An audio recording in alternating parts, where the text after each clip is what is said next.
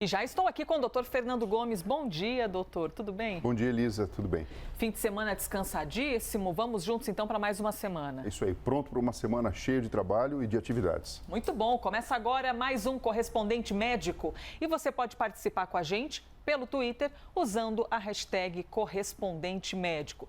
Vamos lá que temos muitos assuntos. Nosso primeiro tema de hoje é sobre o uso de máscaras e todas as proteções contra a Covid. Isso porque entidades médicas fizeram um manifesto para que a população não baixe a guarda para proteção. Quase 50 sociedades médicas divulgaram esse apelo. Então tem a Sociedade Brasileira de Pneumonia, a Associação Brasileira de Imunologia, de Cardiologia, Infectologia, Pediatria, entre muitas outras. Além delas, pelo menos 10 faculdades de medicina também fizeram parte dessa iniciativa. Uma das motivações é esse momento em que, além de já termos passado dos 250 mil mortos no Brasil, não existem mais leitos de UTI em alguns estados. Pois é, se você precisar de atendimento, dependendo do lugar que você estiver, você não vai conseguir um leito de UTI, mesmo que o seu caso não seja Covid, viu? Doutor Fernando Gomes, um manifesto, então, envolvendo quase 50 entidades brasileiras. Por que desse manifesto? Qual a importância dessa palavra nesse momento? Os médicos se organizam de acordo com as suas especialidades em sociedades específicas. E eu tenho certeza que muito mais sociedades assinariam ou vão assinar esse manifesto. É uma forma que a classe médica tem, de uma maneira organizada, de manifestar para toda a população a importância que existe dessa preocupação. Então, é a área da saúde dividindo a responsabilidade com a sociedade e alertando ela do papel tão importante que existe do nosso comportamento ativo para ajudar a combater a pandemia. Então, você tem o seu médico que pode conversar com você sobre isso, você tem o Conselho Federal de Medicina, os conselhos regionais, mas quando você pega a segmentação organizada por especialidades, você percebe a preocupação que a classe médica está com toda essa situação e é uma maneira de sensibilizar a população como um todo. Sempre que um paciente procura um especialista, ele geralmente busca ali no currículo saber se ele faz parte de uma sociedade específica. Por exemplo, você vai procurar um neurologista, você quer saber se ele faz parte da Sociedade Brasileira de Neurologia ou alguma associação dos pares, vendo ali que existe uma chancela dos seus pares para com a sua prática profissional. Então, esse tipo de atitude, de manifesto, tem essa relevância. É justamente para sensibilizar toda a sociedade, inclusive o indivíduo ali que muitas vezes nem sequer passou por um especialista porque não precisou, da importância da utilização de máscara, do distanciamento, de não se compartilhar utensílios que muitas vezes são compartilhados ou eram compartilhados no dia a dia, numa situação em que a gente não tinha antes da pandemia. Doutor, se desde março do ano passado os médicos aqui no Brasil estão falando se proteja, mantenha a distância, passe álcool em gel, use máscara, não abrace os outros. Se já faz um ano que nós estamos com essa fala, por que um ano depois ainda é preciso que seja feito isso? O que acontece? Nós não estamos sendo bons ouvintes desses pedidos médicos? Não, na verdade, Liz, o que está acontecendo é que estamos num momento crítico, né? Você muito bem disse, são mais de 250 mil mortos, óbitos por conta do coronavírus, propriamente dito, leitos de UTI escasso, com falta. Então, o que a gente vê é uma situação extremamente crítica. E o que a gente sabe é que temos algumas armas que podem ser melhor utilizadas. E essa arma implica no comportamento da própria população. Então, muito mais do que uma ordem, é um apelo, é uma orientação mesmo. Quando a sociedade sai, as sociedades médicas, né, saem a público e fazem um manifesto, é isso que está querendo ser dito. Uma das ferramentas eficazes é a vacina. Por isso, a gente traz agora para vocês uma esperança, porque temos mais um imunizante em nosso planeta Terra, em um destaque da cnnbrasil.com.br. Os Estados Unidos aprovaram o uso da vacina da Johnson & Johnson, mais um, no mercado. Por enquanto, só para os Estados Unidos. E eles esperam receber as primeiras doses já nos próximos dias. O interessante desse imunizante, chamado de Janssen, é que ele precisa de apenas uma dose contra a Covid-19. Doutor, como funciona exatamente essa vacina e por que é o único que nós temos no mercado com apenas uma dose? Bom, essa vacina, o mecanismo de funcionamento é um adenovírus envelopado com uma proteína spike, que é aquela coroinha que tem no coronavírus, de maneira a estimular a produção de anticorpos por quem recebe o imunizante. O grande diferencial dessa vacina foi ter sido desenvolvida para ser aplicada em apenas uma dose, com resultados de eficácia comprovado pelas pesquisas bastante interessantes. Então, quando a gente vê a proposta do Biden, por exemplo, de vacinar em 100 dias 100 milhões de habitantes, não é isso? A gente percebe que isso aqui cai como uma luva, né? E não só para os Estados Unidos ou com a proposta ambiciosa dele, mas para todo o mundo. Porque você, com isso, ajuda a logística. Você leva a pessoa apenas uma vez a ser, então, sensibilizada através do imunizante. Muito bom, nós trouxemos aqui, inclusive, essa informação, que assim que Biden assumiu, a meta dele era vacinar 100 milhões de norte-americanos em um período aproximadamente de 100 dias. É a luta ali na corrida pela imunização. A gente vai trazer agora mais um assunto e que interessa e muito as mulheres, principalmente as que têm mais de 30 anos.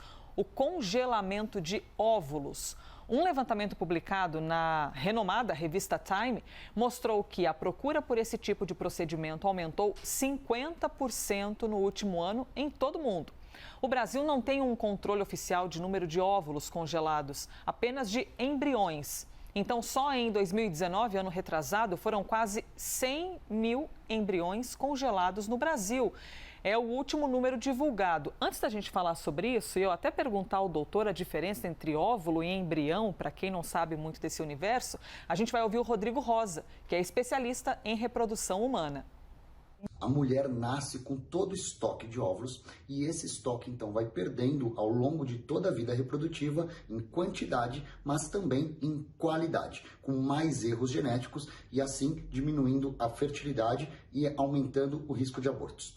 E o congelamento de óvulos é o procedimento com maior potencial de preservação da fertilidade no futuro, principalmente para aquelas mulheres que não têm o desejo de gravidez a médio ou curto prazo. Doutor Fernando Gomes, primeiro vamos tirar a dúvida. Embrião e óvulo, qual a diferença?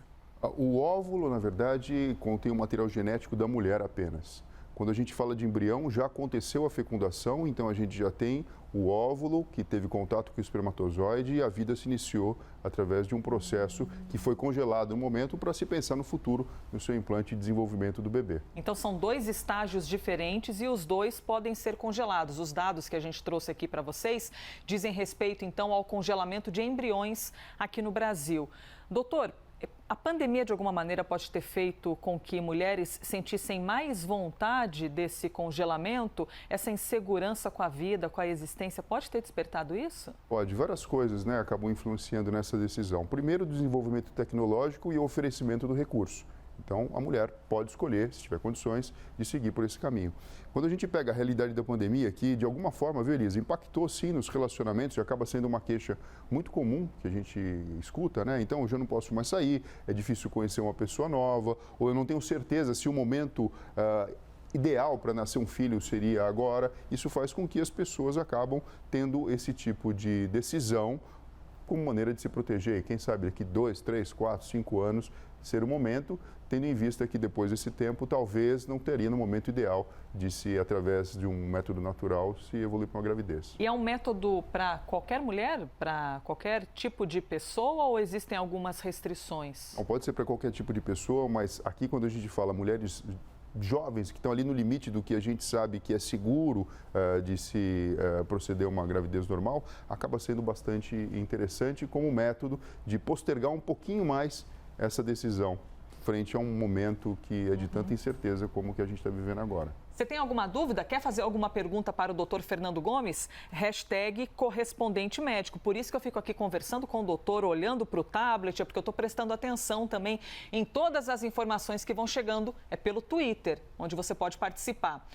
E dúvidas também, se você tiver sobre doenças do coração, pode mandá-las, porque é sobre isso que a gente vai falar agora, viu? A gente traz o exemplo de Raul Gazola, o ator que está com 65 anos, já teve 4 infartos. O primeiro deles foi aos 54 anos. E na rede social do ator, ele publicou que, na época, ele ficou muito revoltado, já que sempre viveu uma rotina saudável. Chegou, inclusive, a ser campeão mundial de jiu-jitsu, ou seja, sempre ativo e mantendo a vida como está aparecendo aqui, ó, bem esportiva. todos os tios de Raul Gazola, por parte de pai, morreram por causa de problemas no coração.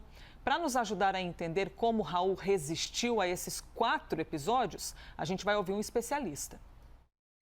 É possível uma pessoa sobreviver a mais de um infarto? Sim. 1, 2, 3, 4, 5. Isso depende de alguns fatores para que essa pessoa sobreviva e fique sem sequelas ao coração. O principal fator para que essa pessoa fique sem sequelas ao coração e sobreviva ao infarto é o rápido encaminhamento ao pronto-socorro e o rápido tratamento, seja ele através de medicações para dissolver o trombo que foi formado na coronária ou através de angioplastia, que é a colocação de um stent dentro da coronária, abrindo essa coronária para que se reestabeleça o fluxo.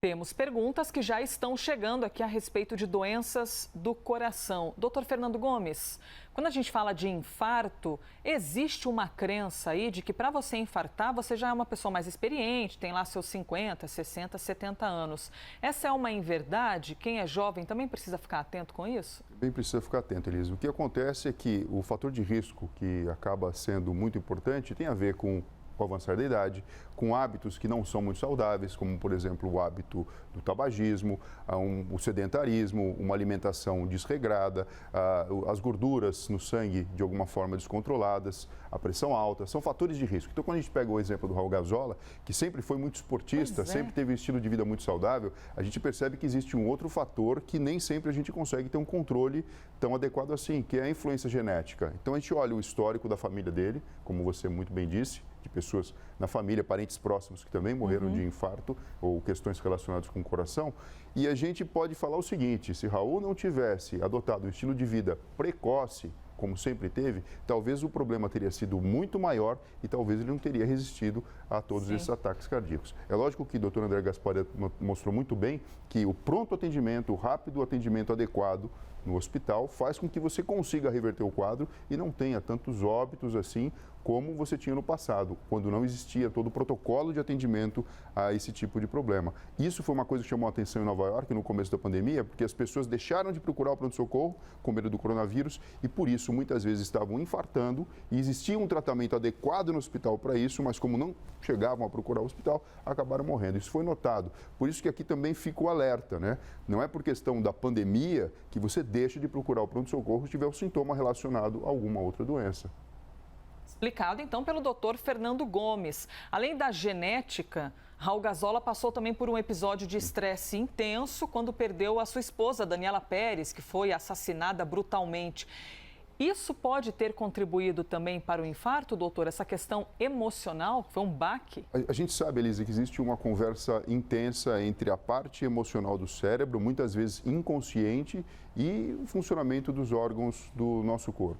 Então, sem sombra de dúvida, um baque emocional bastante importante pode fazer um peso na balança ao contrário. Então, ele tem a predisposição genética, por exemplo, para ter um problema coronariano, para ter aí o seu, infelizmente, infarto agudo do miocárdio e, de repente, sim, essa sensação, essa emoção, ela pode predispor, principalmente na fase aguda, quando está acontecendo um problema, uma emoção dessa forma. Quando você falou dos jovens, cabe aqui a gente alertar também a utilização de algumas substâncias ilícitas, como principalmente a cocaína, predispõe ao infarto agudo do miocárdio, que basicamente funciona como se fosse o AVC, né? Você tem um vaso que entope e com isso deixa de chegar sangue para o miocárdio, que é o músculo do coração. E com isso ele morre e dependendo da parte que ele morre, ele pode levar inclusive a pessoa ao óbito. Pois é, nós falamos esses dias aqui da Demi Lovato, a cantora mundialmente conhecida, que ela usou drogas por muitos anos e foi acometida por alguns problemas, como o senhor citou agora.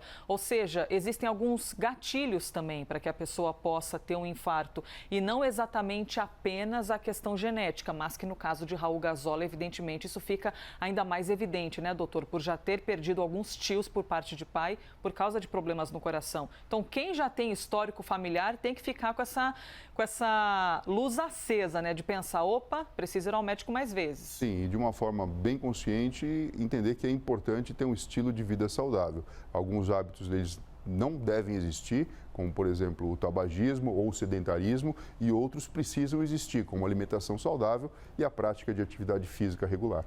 Uma pergunta que chegou aqui pelo Roberto, #correspondente médico.